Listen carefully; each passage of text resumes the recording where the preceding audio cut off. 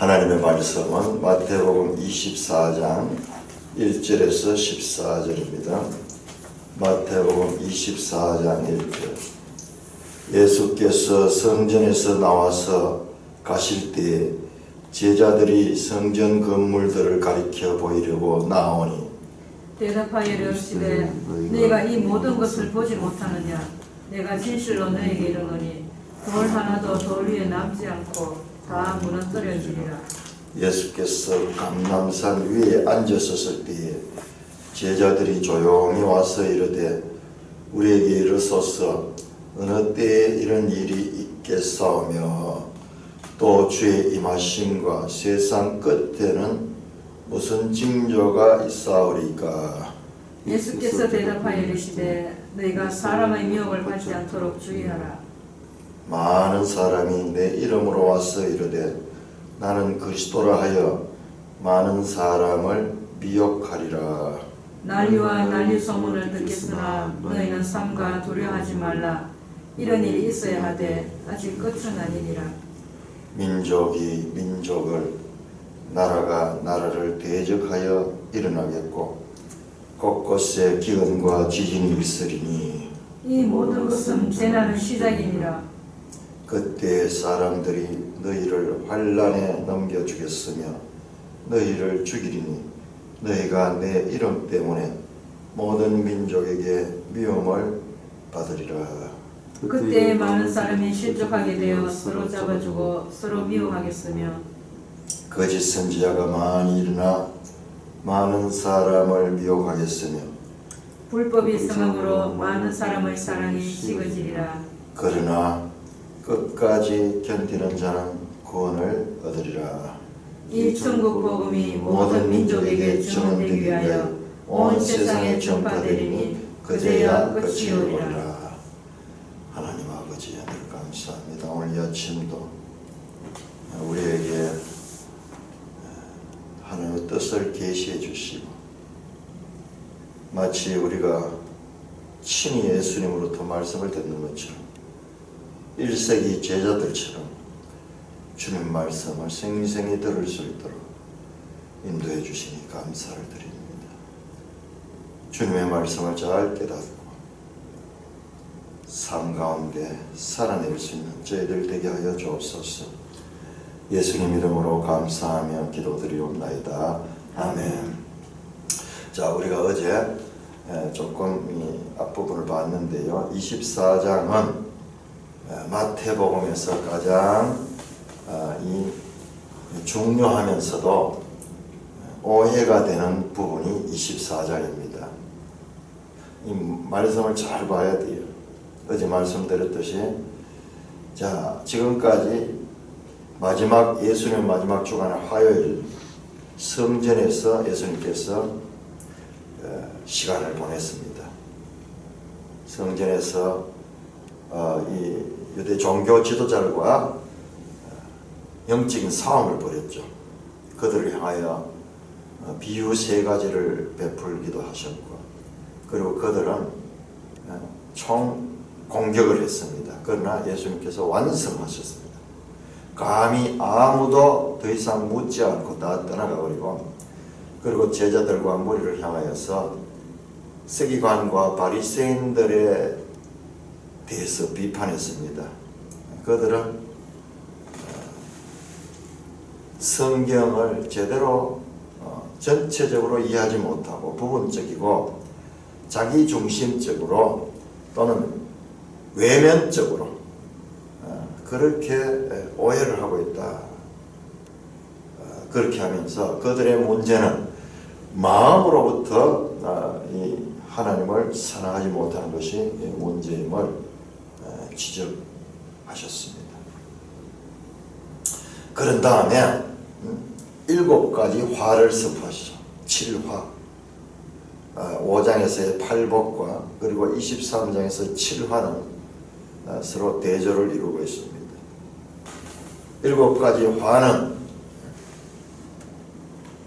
우리가 어떻게 우리도 바리새인과 서기관처럼 외식에 빠질 수 있는가를 가르쳐주는 그런 의미도 있을 것입니다.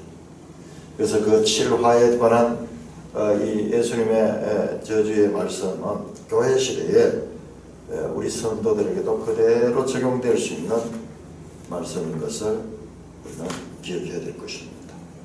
자, 그런 다음에 이제 성전에서 나옵니다. 이 긴 기사 21장부터 22장, 23장, 24장 그리고 25장 이르기까지 이게 전부 같은 날에 이루어진 말씀이에요. 아마 오후쯤 되었을 거예요. 그날 오후에 이제 성전에서 나왔습니다. 21장 23절에 성전에 들어가셨고 이제 예수님께서 성전에 나와서 가실 때에 제자들이 성전 건물을 가리켜, 자, 성전을 하지 않고 의식적으로 성전 건물들을 가리켜 보이려고 나왔다, 그렇게 말합니다. 이 성전 건물은 헤롯 왕이 46년 동안 그의 짓고 있는, 대를 이어서 짓고 있는 유대인들이 자랑하는 성전 건물입니다. 영원한 성전, 유대인들의 자부심 되는 이 성전, 그 성전의 위대성을 그렇게 예수님께 말씀했습니다. 제자들이 나와서 성전 건물들을 가리켜 보이려고 나오니, 보통 성전이라 되어 있지 성전 건물이라고 따로 이렇게 수식하는 부분은 거의 없습니다. 돌로 만든 건물, 지금 거의 완공되어가는 그 건물입니다. 그 건물을 향하여 예수님께서는 너희가 이 모든 것을 보지 못하느냐, 제자들 눈에 보이는 것은 이 웅장한 건물입니다. 그런데 예수님께서 내가 진실로 너희에게 이르노니 돌 하나도 돌 위에 남지 않고 다 무너뜨려지리라. 영원한 것 같은 이 성전을 향하여, 이 성전이 돌 하나도 돌 위에 남지 않고 다 무너뜨리라. 내가 진실로 너희에게 이르노니, 아멘, I say to you, 내가 참으로 너희에게 말한다. 강조해서 말씀합니다. 제자들 눈에 보이기는 이 웅장한 건물만 보이는데 예수님께서는 이 성전이 황폐하게 될 것을 말씀하죠. 자, 이 말씀은 23장 한번 보세요. 23장 38절, 보라 너희 집이 황폐하여 버려진 바 되리라 하는 말씀의 연속이에요. 이 말씀이 되게 강조되고 있는 거예요. 그리고 37절 보면 예루살렘아 예루살렘아 그러면서 예루살렘을 향하여 통분하고 있던 주님의 말씀과 이어지는 말씀입니다. 그러니까 제자들이 그 말씀이 무슨 말씀인지 너무나 이해할 수 없는 말씀이에요. 이 웅장한 성전 건물을 보고 황폐하게 되고 또한 돌 하나도 돌이 남지 않고 다 무너뜨리라는 주님의 말씀에 의문을 가지고 있었습니다. 3절입니다. 예수께서 감람산 위에 앉으셨을 때에, 말씀드렸듯이 감람산은 예수님의 숙소였던 베다니로 가는 그런 길에 감람산을 올라갔다가 넘어가야 되고, 감람산은 예루살렘 성전보다도 더 위에 있습니다. 그래서 감람산 위에 이제 베다니로 가시는 길에 오후가 되었을 때, 오후에 감람산 위 높은 곳에 앉았을 것 같아요. 그건 제자들이 조용히 와서 질문을 합니다. 이게 이제 마태복음에 나타나는 제자와 무리의 특징, 구별되는 점이죠. 우리 앞에까지 23장까지는 제자들과 무리들이 같이 들었어요. 그런데 이제 조용한 시간에 제자들이 조용히 와서 이르되, 제자들이 많은 생각을 했는 것 같아요. 그런데 도무지 이해할 수 없는 것 같아서 주님 앞에 조용히 질문을 합니다. 질문의 내용은, 그래서 우리에게 이르소서 어느 때에 이런 일이 있겠사오며, 주님, 이 예루살렘에 너희 집이 파괴된다고 하시고 돌 하나도 돌 위에 남지 않다고 했는데 이런 일이 언제 어느 때에 이런 일이 있습니다. 자, 첫째 시간입니다. 시간. 어느 때를 가리킵니까? 이런 일은 뭐냐? 성전 파괴입니다. 자, 질문이 두 가지입니다. 성전이 파괴되는 때가 언제입니까? 이것을 질문했고, 그 다음에 또 그러면서 두 번째 질문을 합니다. 또 주의 임하심과 세상 끝에는 무슨 징조가 있습니까? 주의 임하심, 다시 오신다 그러니까는 재림을 재림, 그리고 재림 이꼬르 세상 끝이라, 이렇게 세상 끝이고, 이 세상 끝, 즉 주님의 재림할 이 세상 끝의 징조가 무엇인가? 질문은 징조입니다. 징조가 세상 끝의 징조가, 세상 끝에는 어떤 현상이 일어나는 것입니까? 하면서 두 가지 질문을 했습니다. 그런데 왜 이들이 성전이 언제 파괴될 것입니까? 라는 질문을 세상 끝에 관한 질문과 같이 했을까? 아마도요, 이들은 우리 매일 성경 거기 주석에 나오죠. 3절, 6절. 끝 3절에서는 쉰텔리아라고 되어 있고 6절에서는 텔로스로 되어 있는 끝이라는 뜻이에요. 제자들은 성전 파괴 사건과 세상 끝을 구분하지 않았던 것으로 보이지만 예수님은 두 사건을 분명히 구분해서 사용하십니다. 그러나 이 제자들의 생각에는 성전이 파괴된다는 것은 곧 세상이 끝이 온다는 것으로 이해했을 수 있을 것입니다. 성전 파괴는 곧 세상의 종말이다.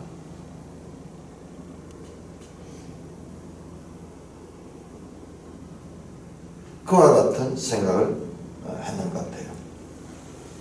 그냥 성전 파괴만 질문했으면 문제가 그렇게 어렵지 않을 텐데, 그래서 24장은 마태복음의 많은 분들이 이 마태복음 24장을 해석하다가 미로에 들어가서 헤매게 됩니다. 자, 그런데 우리가 이 질문의 요지, 그리고 주님의 답변의 이 큰 요지를 잘 이해를 하고 보면은 이 말씀이 그렇게 어렵지 아니한데요. 자, 오늘 본문은 쉽게 해석이 됩니다. 자, 이 전부터 종말, 우리는 성전 파괴는 잘 생각 안 하고 종말로 다 갖다 이어버려요. 자, 그런데 4절입니다. 예수께서 대답하시되 너희가 사람의 미혹을 받지 않도록 주의하라. 많은 사람이 내 이름 와서 이르되 나는 그리스도하여 많은 사람을 미혹하리라. 언제? 바로 이 성전이 파괴되는 그와 같은 때에, 성전이 파괴되는 때에. 성전 파괴는요, 역사적으로 확실합니다. AD 70년 로마에 의해서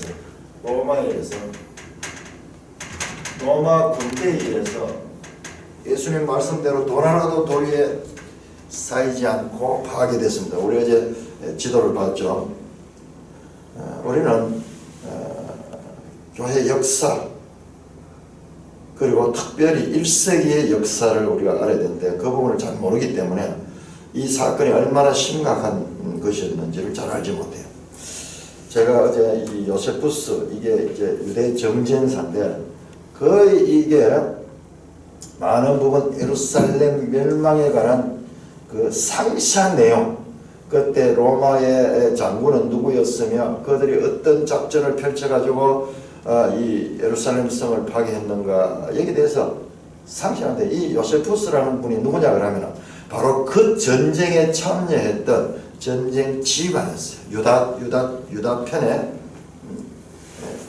전쟁 지휘관이었습니다. 그러다가 포로가 돼가지고 나중에 로마에 가서 그 당시에 이 황제였던 베스파시아누스 황제의 밑에서 관리가 되어서 유대 역사를 전쟁하는 이 기록하는 그와 같은 일을 했는 사람이 요세푸스예요.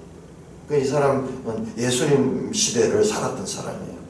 근데 그것이 이렇게 책으로 서서 너무나 상세히, 그리고 지휘관이었기 때문에 더 자세하게 로마군에 공격했던 그런 과정과 제가 어제 말씀드렸는데 그 베스파시아누스가 이 유대를 진압하기 위해서 왔는 장군인데 로마에 유고가 생겨가지고 그가 돌아가서 그가 가서 황제가 되잖아요. 그 다음에 그 아들이 오는 내용, 그 과정들이 여기에 상세하게 기록되어 있기 때문에 우리가 그걸 알 수 있는 거예요. 하나님께서는 그 1세기에 그 생생한 전쟁의 장면을 기록할 수 있는 인물을 살려가지고 또 이 책을 기록하게 했습니다.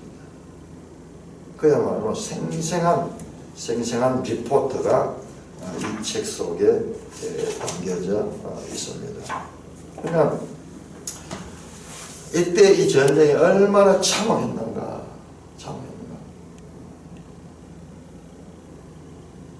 이걸 내용을 알면 이 본문을 이해하는데도 많은 도움이 됩니다. 그냥 예루살렘 멸망이 그냥 여러 사건들 가운데 하나가 아니라 사건들 가운데도 특별한 사건입니다. 너희가 사람의 미혹을 받지 않도록 주의하라. 자, 이 시대에요. 이 시대에 예수님 돌아가시고 난 다음에 많은 거짓 선지자들이 나옵니다.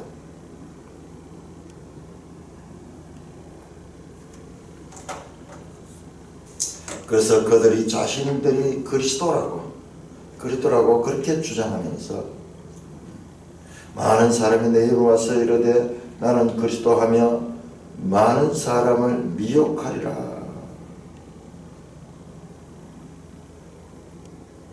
자신이 그리스도라 그렇게 하면서 많은 사람을 미혹하는 일들이 있을 것이다. 난리와 난리의 소문을 듣겠으나 너희는 삼가 두려워하지 말라. 이런 일이 있어야 하되 아직 끝은 아니니라. 그리고 많은 난리의 소문들이 있을 것이다.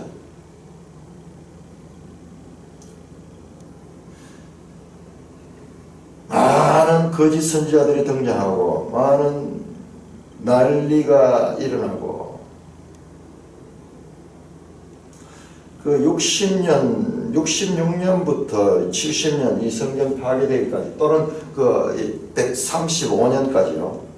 이때 많은 소요가 일어났어요. 유대인들이 우리 어디 그 지도에도 봤지만은 많은 그 유대에서 폭동도 일어나고 소요들이 일어났습니다. 그런데 이것은 끝이 아니다. 두려워하지 말라. 이런 일이 있다고 두려워하지 말라. 이런 일은 있어야 하되 아직 끝은 아니니라. 끝이 아니라고 가르치기 위해서 지금 이 말을 하는 겁니다. 그런데 이것을 많은 사람들은 끝으로 해석을 해버리는 거예요. 성경을 우리가 얼마나 소홀히 있는 거예요.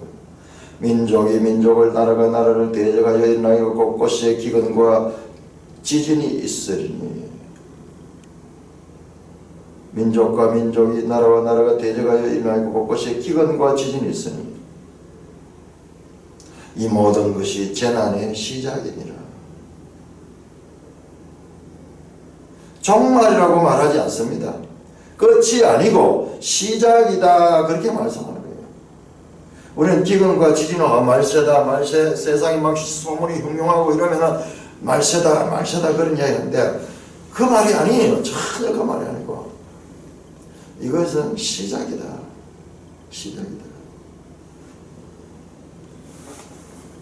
자, 매일성경 주석에 나옵니다. 8절 재난의 시작 아르케오디논. 아르케 그런 말이 여기 나와요. 아르케. 제가 원래 그런 말이 아르케 시작이다, 근원이다 뭐 이런 뜻이에요. 이것은 종말을 나타내는 것이 아니고 시작이다. 문자적으로는요, 이게 이 재난이라는 표현보다도 산통, 임신한 여인이 출산할 때 느끼는 그 진통, 그 산통의 시작이다. 임신한 여자에게 해산의 고통이 이름과 같이라고 해석합니다. 여러 번 진통을 겪어가지고 그리고 나중에 이 해산을 하는데, 이 성전 파괴가 이것이 재난의 시작인 겁니다. 그때 사람들이 너희를 환난에 넘겨주겠습니다. 너희를 죽이는 자, 여기 보세요. 여기서 너희는 제자들이잖아요. 그때 이와 같은 재난이 시작될 때, 전쟁이 나고 기근과 지진이 있고 난리의 소문이 있고 이럴 적에, 그때 사람들이 너희를, 제자들입니다, 환난에서 넘겨주겠으면, 이건 종말에 관한 이야기 아니에요. 1세기 당시에 제자들에 관한 이야기예요. 사람들이 환난에 넘겨주면 너희를 죽이리니 너희가 내 이름 때문에 모든 민족에게 미움을 받으라. 우리 보자는요, 1세기예요. 다 60년대 70년대 되기 전에 거의 다 순교 다 당합니다. 예수님이 떠난 후에 수십 년 안에 이 제자들이 다 돌아가십니다. 유독 사도 요한만 한 90년경까지 살아계시죠. 제자들에게 주는 말씀입니다. 환난에 넘겨주겠습니다. 첫째로는 유대교 종교에 의해서 박해를 당하게 되고, 다음에는 로마 군대에 의해서 박해를 당하게 됩니다. 그래서 너희를 죽이리라. 제자들은 지금요, 예수님을 따라다니면 한 자리 할 것이고 따라오는데, 지금 마지막으로 제자들에게 이걸 이제 공개하시는 거예요. 진작 했으면 제자들이 다 떠나갔을 거예요. 너희가 내 이름 때문에 모든 민족에게 미움을 받으리라. 예수의 이름 때문에 유대인들에게 또는 이방인들에게 미움을 받고 박해를 받고 환난을 당하게 될 것이다. 그때 많은 사람이 실족하게 되어 서로 잡아주며 서로 미워하겠으며 거짓 선지자가 일어나 많은 사람을 미혹하겠으며 불법이 성함으로 많은 사람의 사랑이 식어지리라. 자, 실족하게 된다. 앞에서 많이 나온다. 스캔달론. 이것은요, 배반한다. 믿음에서 떠난다. 이런 박해가 있으니까는 많은 사람들이 믿음에서 떠나게 된다. 그리고 서로 잡아주고 서로 미워하겠으며 고발하겠죠. 고발하는 거예요. 지금도 북한 같은 데는 이런 식으로 해서 사상 조금 다른 이야기만 해도 고발하고 이렇게 하는 일들이 있죠. 이게 이제 환난 때 고난이 오니까는 자고가 고문을 하고 그렇게 하니까는 사람들이 나는 예수 믿지 않습니다. 그리고 내가 모든 것을 폭로하겠습니다. 그러면서 믿는 자들 가운데서도 믿음을 떠나고 그리고 서로 잡아주고 서로 미워하는 그와 같은 일들이 일어나겠다. 교회 안에는 알곡과 가라지가 같이 있죠. 가라지들은 이때 다 드러날 것이에요. 우리 한국 교회도요, 일제시대 일본이 이 교회를 박해하기 시작하니까요, 교회가 총회 차원에서 배반했습니다.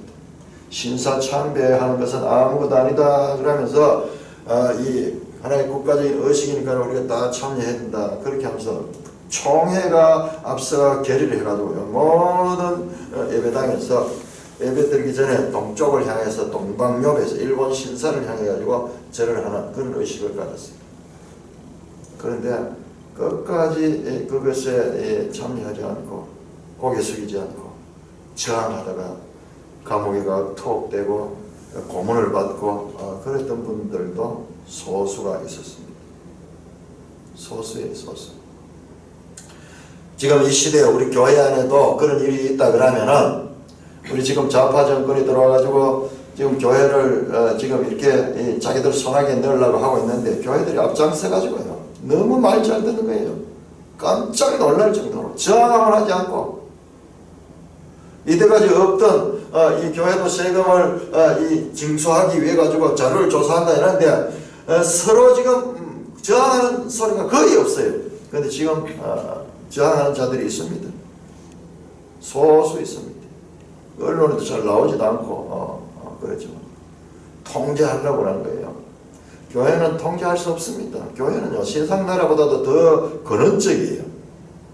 우리가 나중에 이제 제대로 알겠지만 세상이 있고 교회가 있는 것이 아니라 교회가 있고 세상이 나라가 있는 것입니다.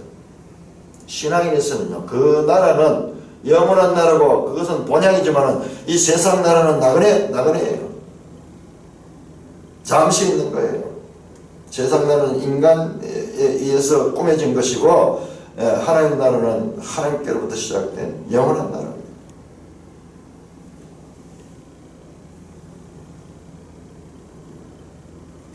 인간이 얼마나 죄악되며 얼마나 연약하며 얼마나 믿음에서 쉽게 떨어지는가는요 이런 어려움이 와보면 알게 돼요. 6.25 사변 때예요. 6.25 사변 때 북한군에 와서 이 종교인들은 제일 먼저 처단하거든요.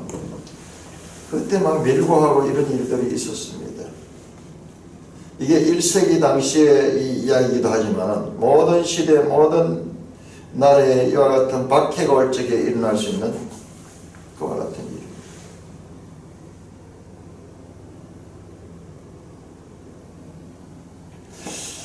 서로 미워해서 사랑하지 않고 서로 사랑하라고 제자들이 가르쳤는데 미워하는 일들이 일어나면서 이와 같은 불신과 여러가지 반역이 일어나게 될 것이다. 11절 거짓 선지자가 많이 일어나 많은 사람을 미혹하겠으며 불법이 성함으로 많은 사람의 사랑이 식어지리라. 거짓 선지자가 많이 일어난다. 거짓 선지자는 구약에만 있는 것이 아니라 신약시대 교회 안에 늘 있습니다. 거짓 선지자가 많이 일어나서 많은 사람을 미혹하겠다. 요한일서 2장에 보면 이미 적그리스도 거짓 선지자들이 나왔다고 말씀하고 있잖아요. 요한 당시에도. 불법이 성함으로 많은 사람의 사랑이 식어지리라. 미워하고 사랑은 식어집니다. 하나님 사랑과 이웃 사랑을 이 계명의 모든 율법의 대강령이라고 주님께서 말씀하셨는데 이 사랑이 식어진다는 것은 많은 사람이 하나님부터 떠난다는 겁니다. 그러나 끝까지 견디는 자는 구원을 얻으리라. 이와 같은 일들이 일어나지만은 이때 실족하는 자들은 다 구원에서 멀어지만은 그러나 끝까지 지키는 자는 구원을 얻게 될 것이다. 자, 우리 10장 한번 볼까요? 마태복음 10장 22절. 마태복음 10장은 제자들을 파송하시면서 예수님께서 이 제자도에 대해서 가르치는 것이고 10장 22절 그 앞에 이미 나왔어요. 똑같은 말씀입니다. 21절에서 23절까지 장차 형제가 형제를 아버지가 자식을 죽는데 내주며 자식들이 부모를 대적하여 죽게 하리라. 또 너희가 내 이름으로 말미암아 모든 사람에게 미움을 받을 것이며 그러나 끝까지 견디는 자는 구원을 얻으리라. 이 동네에서 너희를 박해하거든 저 동네로 피하라. 내가 진실로 너희에게 이르노니 이스라엘 모든 동네를 다 다니지 못하여 인자고라. 자, 이때는요 12를 보내면서 10장 5절 보세요. 예수께서 12를 보내시며 명하여 이르시되 이방인의 길로 가지 말고 사마리아인 고을에 들어가지 말고 오히려 이스라엘 집에로만 가라. 이스라엘로만 가라고 1차적으로 이 사도들을 제자들을 파송할 적에 주시는 말씀입니다. 그때도 예수 이름 때문에 이와 같은 일들이 있죠. 그러나 끝까지 견디는 자는 구원을 받게 된다. 우리의 신앙이요 말씀에 기초해서 이렇게 견고하게 다져지지 아니하면요 우리에게 이런 환난이나 박해가 오면요 다 실종하는 것도 안 실종하는 거예요. 예수 믿고 구원받았다. 우리가 쉽게 값싼 은혜의 복음을 이야기하지만요, 정말 그가 구원받은 백성인지 아닌지 하는 이 환난 때에 드러나게 되는 것입니다. 그럼 환난 때에 믿음으로 지켜내기 위해서는 하나님의 말씀에 대한 확신을 가지고 있어야 돼요. 하나님의 말씀을 제대로 알지 못하고 기복신앙적이고 자기 편의적인 종교심을 가지고 믿고 있던 자들은 이런 때 다 떠나갑니다. 왜 이런 일이 있느냐? 예수 믿으면 복 받으려고 믿는데 왜 이런 일이 있느냐? 이럴 일을 그저 믿을 필요 뭐 있나? 그렇게 말한 자들은 전부 신앙이 그들의 수단이었습니다. 자기들이 사실은 자기 배가 자기들의 신이었어요. 자기를 위한 종교를 믿었던 거지 하나님에 대한 믿음을 가지고 있지 않았던 겁니다. 왜 성경이 이렇게 두껍고 이렇게 내용이 복잡하며 이 역사적인 사건들 그리고 수많은 가르침들이 누적되어 있는가? 이 성경을 통해서. 이 성경은 하나님의 말씀입니다. 영원한 하나님의 진리의 말씀이다. 그러므로 이 말씀은 우리가 목숨을 바쳐서도 지킬 만한 말씀이라는 확신이 있을 적이야. 우리는 이와 같은 고난을 당하거나 어려움을 당해도 인내할 수 있고, 그리고 그 인내는 영생에 이르는 인내이기 때문에, 보상 있는 인내라는 것을 우리는 생각하기 때문에 믿음으로 고난을 이겨낼 수 있는 것입니다.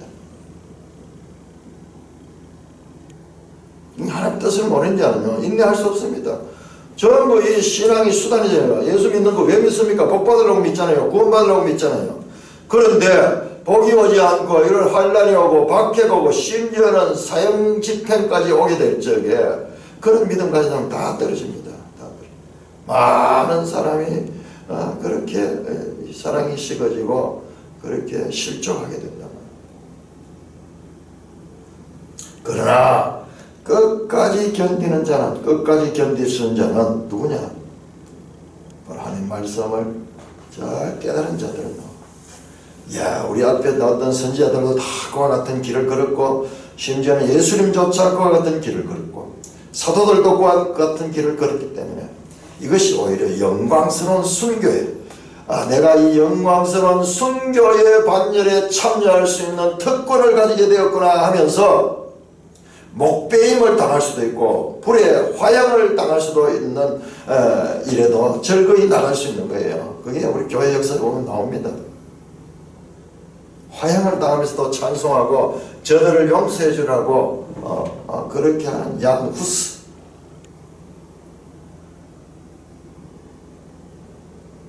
투옥되면서도 우리 교회 가운데서도 우리 한국교회 가운데서도 많은 믿음의 분들이 투옥당하고 심지어는 옥사하고 그렇게 하면서도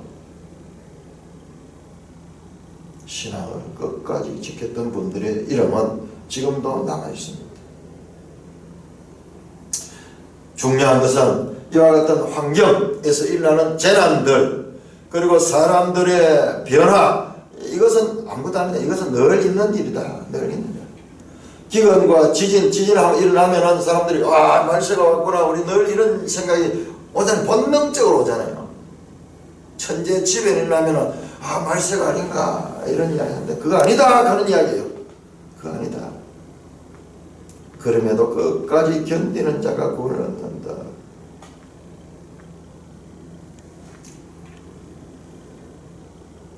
사도행전에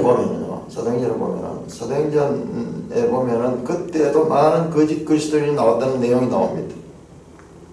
유대인 더다라는 사람이 나가지고 많은 사람을 끌고 가고 이러면서 사도들이 사역을 하니까요. 그 거짓 그리스도 선지자의 이 일당인가 하는 것을 늘 조사하는 그런 내용들이 나와요.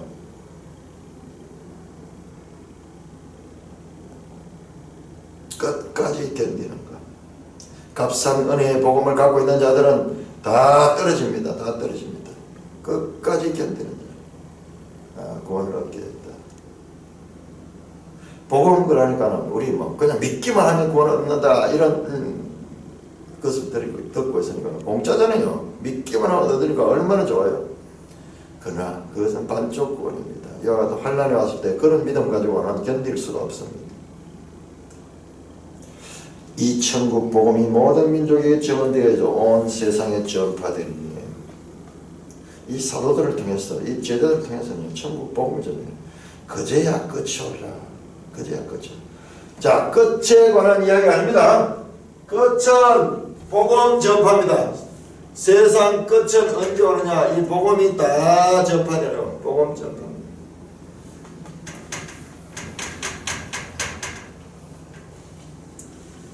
지금 여기서 말씀하는 것은 끝에 관한 말씀이 아니라 오히려 시작에 관한 말씀입니다. 시작에 관한 말씀.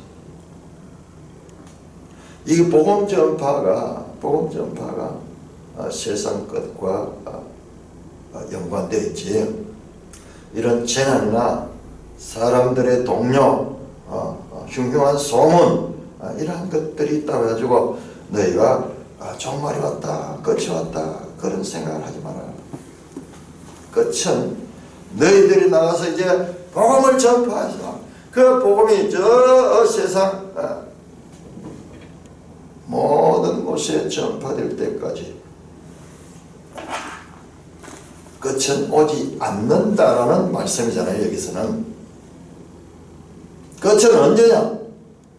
이제 아직 시작도 되지 않았어요. 너희들이 나가서 이제 복음을 전파하고, 그래서 그 복음이 저 땅 끝까지 전파될 적에 그때 끝이 오지. 끝은 아니다. 오히려 시작이다. 그와 같은 말씀이 여기에 나옵니다. 그런데 우리 전부 이 말씀을 갖다가 종말에 관한 말씀으로 그렇게 해석하는 거예요. 종말에. 자, 이어서 15절부터 35절까지 15절부터 35절까지 24장 15절. 그러므로 너희가 선지자 다니엘이 말한 바 멸망에 가정한 것이 거룩한 곳에 쓴 것을 보거든 읽는 자는 깨달을진저. 그때 유대에 있는 자들은 산으로 도망할지어다. 지붕에 있는 자는 집 안에 있는 물건을 가지러 내려가지 말며 밭에 있는 자는 겉옷을 가지러 뒤로 돌이키지 말지어다. 그날에는 아이된 자들과 젖먹이는 자들에게 화가 있으리로다. 너희가 도망하는 일이 겨울에나 안식일이 되지 않도록 기도하라. 이는 그때에 큰 환란이 있겠습니다. 창세로부터 지금까지 이런 환란이 없었고 후에도 없으리라. 그 날들을 감하지 아니하면 모든 육체가 구원을 얻지 못할 것이나 그러나 택하신 자들을 위하여 그 날들을 감으시리라. 그때 사람이 너에게 말하되 보라 그리스도가 여기 있다 혹은 저기 있다 하여도 믿지 말라. 오직 그리스도들과 거짓 선지자들이 일어나 큰 표적과 기사를 보여 할 수만 있다면 택하신 자들도 미혹하리라. 보라 내가 너에게 미리 말하였노라. 그러면 사람들이 너에게 말하되 보라 그리스도가 광야에 있다 하여도 나가지 말고 보라 골방에 있다 하여도 믿지 말라. 번개가 동편에서 나서 서편까지 번쩍임같이 인자의 임함도 그러하리라. 죽음이 있는 곳에는 독수리들이 모일 것이니라. 자, 그리고 28, 29절이죠. 29절 이후는 우리가 좀 더 주의해서 이 본문 때문에 우리가 제일 헷갈리는 부분이에요. 자, 29절입니다. 그날 환란 후에 즉시 해가 어두워지며 달이 빛을 내지 아니하며 별들이 하늘에서 떨어지며 하늘의 권능들이 흔들리리라. 그때 인자의 징조가 하늘에서 보이겠고 그때 땅의 모든 족속이 통곡하며 그들이 인자가 구름을 타고 능력과 큰 영광으로 오는 것을 보리라. 그가 큰 나팔 소리와 함께 천사들을 보내리니 그들이 그의 택하신 자들을 하늘 이끄셔서 저 끝까지 사방에서 모으리라. 무화과 나무의 비유를 배우라. 그 가지가 연하여지고 잎사귀를 내면 여름이 가까운 줄을 아나니 이와 같이 너희도 이 모든 일을 보거든 인자가 가까이 곧 문 앞에 이런 줄 알라. 내가 진실로 너에게 말하노니 이 세대가 지나가기 전에 이 일이 다 일어나리라. 천지는 없어질정 내 말은 없어지지 아니하리라. 자, 우리 36절만 우리 한번 봅시다. 36절 시작. 그러나 그 날과 그 때는 아무도 모르나니 하늘의 천사들도 아들도 모르고 오직 아버지만 아시느니라. 그러면서요, 그 날과 그 때는 아무도 모른다. 그런데 여기서부터 나오는 것은 뭐냐 그러면 두 번째 질문에 대한 답이에요. 거기서부터 재림에 관한 질문이 나옵니다. 재림. 그에 대한 답변이. 제자들이 두 개 질문했죠. 첫째, 어느 때인가? 그리고 둘째, 재림입니다. 자, 이것은 1세기에 있는 1세기에 그때 있는 사람들이 살고 있는, 지금 이 말씀을 듣고 있는 사람들이 살고 있는 그 같은 때에 일어날 일이고, 이 재림의 때는 이건 세상 끝에 관한 얘기, 세상 끝에 관한 얘기. 자, 36절 이후부터는 재림에 관한 이야기가 나온다고 제가 말씀드렸습니다. 자, 그거는 우리가 월요일날 다시 한번 그때 살펴보기로 하고, 자, 그렇다면 문제가 되는 것이 뭐냐 그러면 29절에서 35절까지예요. 29절에서 35절. 이거 분명히 보니까는 이게 재림에 대한 이야기잖아요. 30 보면 그때 인자의 징조가 하늘에서 보이게 그때 땅에 모든 족속이 통과하며 인자가 구름을 타고 능력과 큰 영광으로 오는 것이, 이게 재림을 가리키는 게 아니고 무엇입니까? 자, 그런데 자 34절 같이 읽습니다. 시작. 내가 진실로 너에게 말하노니 이 세대가 지나기 전에 이 일이 다 일어나리라. 이 말씀은 34절을 보면 이 일, 지금 앞에서 말씀하는 이 모든 일은 이 세대에 일어난다. 이 세대, 1세기 지금 말씀 듣는 이 세대에 일어나는 말이란 거예요. 자, 그러니까는 여기까지 내용은 전부 1세기의 성전 파괴와 관계되는 말씀이라는 것입니다. 근데 문제는 29절부터 나오는, 이건 분명히 재림을 나타내는 그와 같은 가르침인데, 이게 성전 파괴와 무슨 관계 있느냐, 그렇게 우리가 의심할 수 있는데요. 자, 그 부분은 따로 시간을 내 가지고 좀 깊이 봐야 되니까 오늘 우선 매일 성경 해석은 지금 그렇게 보고 있어요. 이것도 1세기의 성전 파괴와 관계된 내용이다라고 내가 해석을 읽어보니까 그렇게 되어 있어요. 그럼 지금까지는 이 부분이 가장 난제였어요. 난제여서 보통 제가 지난번에도 그렇게 가르쳤는 것 같아요. 1세기 일과 그리고 세상의 종말의 일을 동시에 그렇게 이중적으로 보여주고 있는 그와 같은 내용이라 하는 식으로 해석을 많이 했고, 저도 한번 그렇게 가르친 적이 있고, 제가 받는 책들 가운데도 그런 책들이 가장 잘 해석했는 것 같은 책으로 봤는데요. 새로운 해석들이 나왔는데요. 제가 이 살펴보니까 그게 더 설득력 있는 것 같아요. 그 부분은 따로 보고 우선 앞부분만 한번 살펴보겠습니다.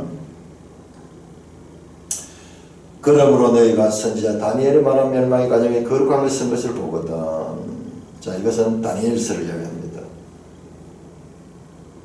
앞달락에서 4절에서 14절에서 예수님은 세상 끝에 징조로 간주되어서는 안 될 내용들을 언급하셨습니다.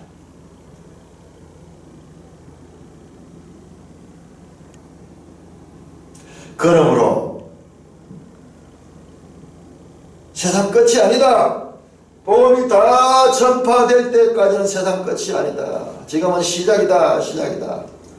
그 말씀입니다. 15절 그 말씀을 받아 그러므로 너희가 선지자 다니엘이 말하면 멸망에 가정한 것이 거룩한 것이 쓴 것을 보거든 읽는 자는 깨달을지니라. 다니엘서를 이야기합니다. 자, 이 다니엘서가 지금 이 오늘 본 단락을 해석하는데 아주 결정적인 그와 같은 역할을 하게 될 것입니다. 자, 다니엘서 한번 보겠습니다. 다니엘서 9장 27절.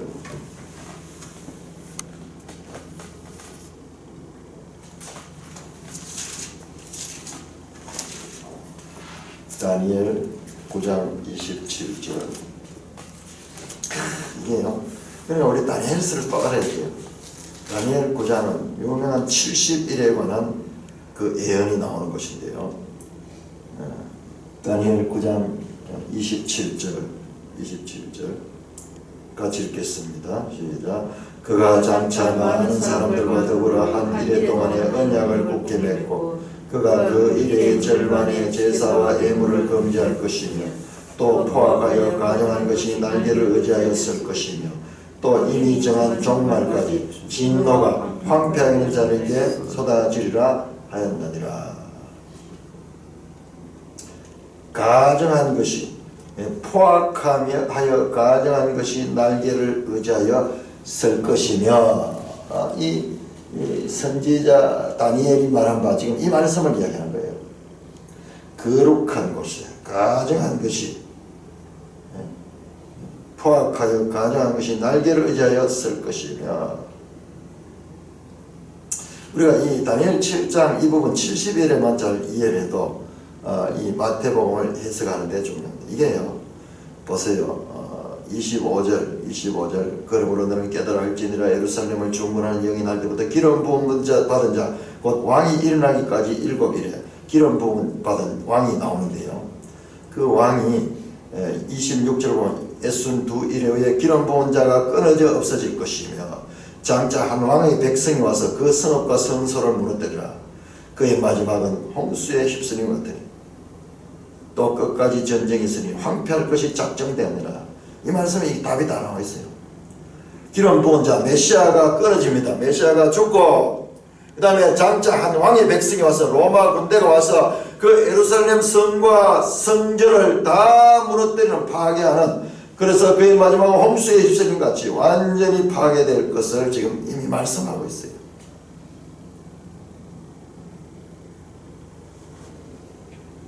(11장 31절) 11장 30절 군대는 그의 편에 서서 성소 곧 견고한 것을 더럽히며 매일 드리는 제사를 피하며 멸망하게 하는 가증한 것을 세울 것이며 멸망하게 하는 가증한 것이 세워진다 하는 멸망에 가증한 것이 거룩한 곳에 쓴다 하는 말이 여기에 나오는 거예요. 이 말씀을 지금 가리킵니다. 자, 그리고 12장 11절 매일 드리는 제사를 피하며 멸망하게 할 가증한 것을 세울 때부터 라고 표현이 여기 나옵니다. 멸망하게 하는 가증한 것이 이게 뭐냐, 이게 거룩한 곳, 거룩한 것은 예루살렘이죠. 예루살렘은 거룩한 성이다. 그것에 쓴 것을 보거든 그때 유대에 있는 자들은 산으로 도망할지어다. 앞에 나왔잖아요. 9장에 보면 한 왕의 백성이 와서 이 로마 군대가 와서요. 로마 군대가 와서 이 예루살렘을 이제 공격하기 위해서 쓰게 되면은 그때 유대에 있는 자들은 산으로 도망가라. 이걸 재림으로 해석하니까는요. 온갖 이상한 해석이 다 나오는 거예요. 유대에 있는 자들은 산으로 도망할지어다. 지붕에 있는 자는 집 안에 있는 물건을 가지러 내려가지 말며 밭에 있는 자는 끄서로 가지 말며 뒤로 돌이키지 말지어다. 이게 정말 임박한 이 환란, 전쟁에 임박한 그래서 머뭇거리지 말고 빨리 행동하라 그 말이죠. 그날에 아이벤 자들과 전명인 자들에게 화가 있으니 너희가 도망하는 일이 겨울이나 안식일이 되지 않도록 기도하라. 이 군대에 의해서 대환란이 있게 될 것인데 빨리 도망해야 되는데 그날의 아이벤 자들과 전명인 자는 은혜를 가진 자들은 도망하는데 너무 힘들 거 아닙니까?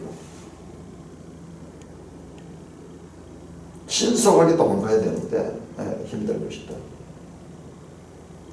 너희가 도망하는 일이 겨울이나 안식일에 있지 않도록 기도해라. 겨울에 도망가려고 하면 참으로 힘들겠죠. 그리고 안식일에 되지 않도록 이들은 안식일을 철저하게 지키는 전쟁하다가도 안식일을 지켰습니다. 왜? 이는 그때 큰 환란이 있겠음이라. 창세로부터 지금까지 이런 환란이 없었고 후에도 없으리라. 엄청난 환란이 있게 된다는 말씀. 자, 그것이 이 요세푸스의 기록이 되어 있어요. 요세푸스에 여기에 이 두껍게 다 기록이 되어 가지고 제가 한 부분만 잠깐 한번 읽어줄게요. 이에 티투스도 안토니아 망대로 물러나 다음 나라 침해 전군을 동원하여 성전을 완전 포위하고 공격하기로 결심했다. 한편 성전은 이미 오래전부터 하나님의 의해 불에 타 멸망되기로 예정되어 있었으니 이제 그 세월이 흘러 운명의 날이 다가오고 있다. 이거 보세요. 그 운명의 날은 루스월 10월이었다. 아버월 10월이었다. 아버월 10월. 이날은 공교롭게도 전에 바벨론 왕에 의해 성전이 불에 탔던 바로 그날이었다. 586년에 BC 586년에 바벨론에서 성전이 불타고 파괴됐던 같은 날 로마에 의해서 그로부터 약 600년 후에 같은 날에 이 성전이 불탔다는 말씀입니다. 그러나 성전이 불에 타게 된 그 동기와 발단은 유대인들이었다. 그 자세한 내막은 이와 같다. 티투스가 퇴각하자 유대인들은 잠시 동안 가만히 있더니 다시 로마군을 공격하기 시작했다. 유대인들의 저항이 유대 전쟁이라 유대 전쟁. 유대인들이 성전 안에 불을 끄고 있던 로마군을 공격한 것이었다. 이에 로마군은 유대인들의 공격을 막아내고 오히려 유대인들을 패퇴시키는 데 성공했다. 로마군이 도망치는 유대인들을 추격하다 성전 본당까지 진격하였다. 이때 한 병사가 상관의 명령도 기다리지 않고 마치 미친 사람처럼 분노하여 불에 타던 막대기를 꺼내들고 다른 병사들 위에 올라탄 후 성전 본당 주위로 방으로 연결되는 북쪽 측면의 통로와 통하는 금으로 만든 창에 불을 질렀다. 그는 엄청난 일을 저지른 후에 닥쳐올 결과나 두려움은 아랑곳하였다. 이에 화염이 치솟자 유대인들은 고통에 찬 함성을 지르며 불을 진화하고 달려갔다. 지금까지 온갖 정성을 기울여서 보호하였던 성전이 불에 타는 마당에 유대인들은 목숨까지도 아까운 줄 몰랐다. 성전이 불타게 된 이유를 쓰며 그 내용도 자세하게 나옵니다. 티투스의 병사들은 분노를 억제하지 못하게 되자 불을 걷잡을 수 없이 번지게 되었다. 티투스는 휘하의 지휘관들을 거느리고 성전의 성소에 들어가 성소와 그 안에 있는 물건들을 눈으로 직접 보았다. 성전이 완전 파괴되는 장면입니다. 예루살렘 성전같이 웅장한 건물이 완전히 파괴된 데 대해 애통을 거하지 못하는 것은 어쩌면 당연한지도 모른다. 정교한 구조, 건물의 웅장함, 막대한 공사비, 게다가 신성한 성전으로서의 명성 등으로 인해 우리가 듣고 본 건물 가운데 가장 어떤가는 성전이 모두 전소되었으니 어찌 애통한 마음이 들지 않을 수 있겠는가. 그러나 살아있는 생명이나 건물이나 장소나 필연의 운명 앞에서는 굴복하지 않을 수 없다는 사실을 생각하면 위로를 받지 못할 것도 없다. 그런데 여기서 우리가 놀라지 않을 수 없는 또 한 가지 사실은 바벨론들의 성전이 불탔던 날과 동일한 날에 다시 로마인들에 의해 예루살렘 성전이 불탔다는 점이다. 어쨌든 솔로몬 왕에 의해 성전의 기초가 놓여지기 시작한 때로부터 베스파시안 제위 제2년에 성전이 파괴당한 때까지 기간은 모두 합해 1130년 7개월 15일이다. 그러나 고레스 왕 2년에 학계의 제2성전이 건축된 때로부터 베스파시안 제2년 멸망 때까지 이 솔로몬 때로부터 해가지고 이때까지 계산해가지고 이 1130년입니다.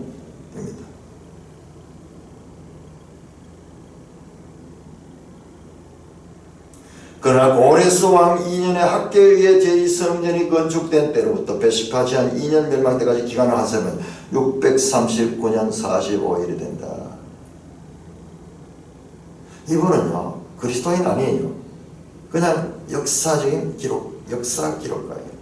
예수 소문도 들었던 사람, 당대에 예수에 대한 소문도 그런 이야기 나와요. 소문. 네. 그리고 이 과정에서 이 환란이 일어나는 것을요 로마 군대가 어떻게 하냐고 하면 공격을 하는데 과거에 이제 성을 공격, 예루살렘 성전이 아주 이 튼튼한 요새고 그리고 높이 있잖아요. 그냥 그와 같이 산을 쌓아가지고 그렇게 해서 이 공격을 하는 데서 세월이 오래 걸렸습니다. 그리고 이들의 테러를 완전히 막아버려서 우리 봤잖아요. 바벨론 때도 멸망할 때 그 시드기야 왕이 성전 그 쪽문을 통해 도망가는 장면이 나오잖아요. 근데 그런 문을 다 폐쇄해가 성전을 다 갈아가지고 굶겨 죽이는 거예요. 그래서 여기에서도 인육을 먹는 서로 아기를 잡아먹고 하는 그 이야기들이 여기서 나옵니다. 여기 생시간에 나옵니다. 굶어 죽었어. 말라 죽이고. 지금 미국이 그 북한에 제재를 해가지고 지금 이 압박을 하는 거하고 같아요. 모든 경제적인 제재를 통해 가지고 견디지만 지금 몇 년 지나가면 견디지만 자체 폭동이 일어날 수밖에 없다. 이 큰 환란이었습니다. 큰 환란이었습니다. 주후 66년에서 70년에 있는 유대 전쟁입니다. 창세로부터 지금까지 이런 환란이 없었고 후회도 없으리라. 수십만 명 또는 백수십만까지 이르는 사람들이 여기에서 전멸됩니다. 전멸됩니다. 만약 그 날들을 감하지 않으면 모든 육체가 구원을 얻지 못할 것이라. 그러나 택하신 자는 그 날들을 감하시라. 그런데 하나님께서 그 날들을 감하십니다. 자, 그렇다면요, 이 큰 환난은요 하나님의 뜻 가운데 일어난 것입니다. 바로 이스라엘 전 역사에 대한 징계입니다. 많은 부분, 이 앞에도 이런 일이 있었는데도 계속해서 지금까지 그 시간들을 연장해주고 계셨습니다.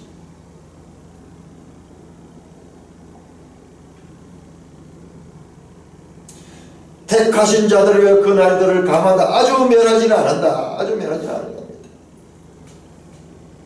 성전 파괴마저도 하나님의 주권하에 있습니다. 성전 파괴는 메시아를 반대하는 이스라엘에 대한 하나님의 심판입니다. 이 파괴만 보면 하나님의 이 진노 같지만은요, 지금까지 역사를 보면 하나님의 자비가 여기 있어요.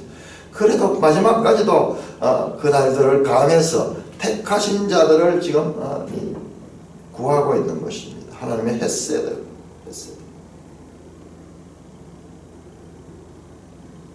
그때 사람이 너에게 말하되 보라 그리스도가 여기 있다 저기 있다 해도 믿지 말라. 거짓 그리스도들과 거짓 선지자들이 일어나 큰 표적과 기사를 보여 할 수만 있으면 택하신 자들도 미혹하리라. 보라 내가 너에게 미리 말하였노라. 앞에서 이야기했잖아요. 이 거짓 선지자들 거짓 그리스도로 와서 사람들을 미혹한다. 그런데 택하신 자들도 미혹하라. 신자들도 미혹받게 되는 거예요. 자, 그러면 사람들이 너에게 말하되 보라 그리스도가 광야에 있다 해도 나가지 말라. 골방에 있다 해도 믿지 말라.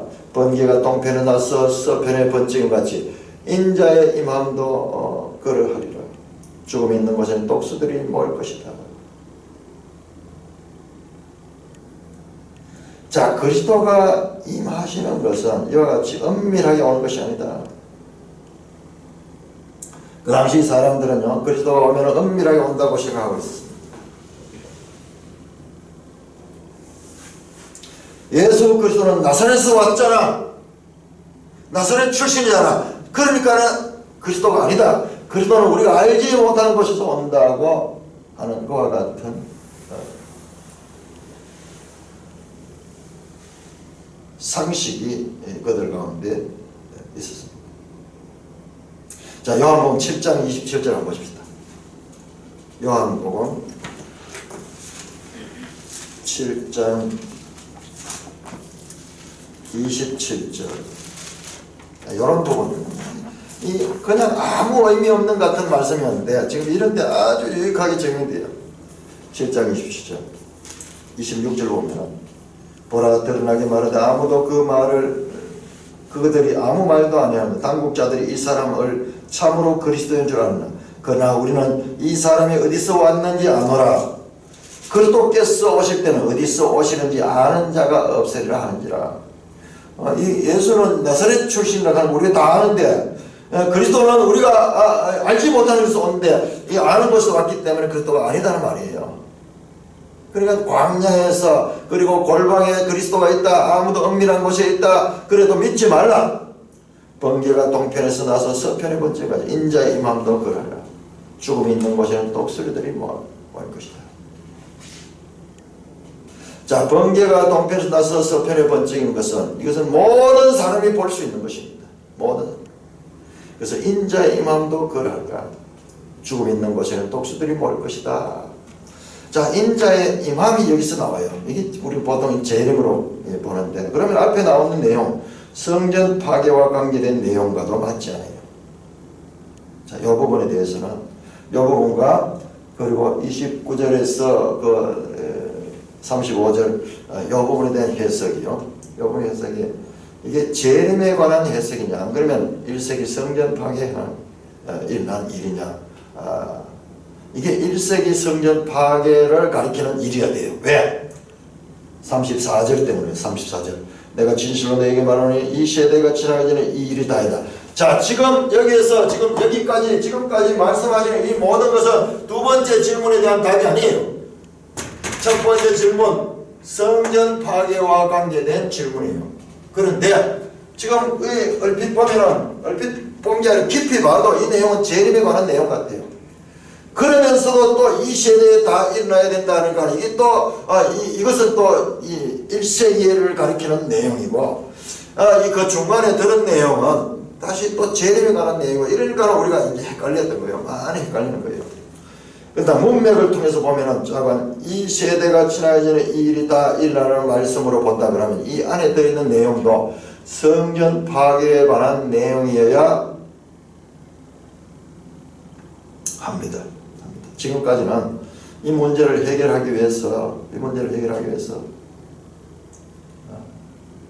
이종 예언 1세기 성전 파괴를 예언하면서 세상의 종말을 같이 예언하는 것으로 그렇게 많이 해석을 했는데 교회 역사는요 성경 해석의 역사입니다. 그래도 뭔가 깨운치 않아요.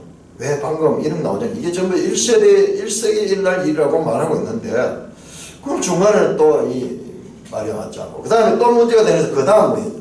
36장에 보면 그 날과 그때는 알지 못한다. 아무도 모른다 그러는데 지금 예수님 아는 것이 지금 이야기하잖아요. 1세기 것은 알지만은 지금 이 재림의 것은 알지 못한다는 거예요.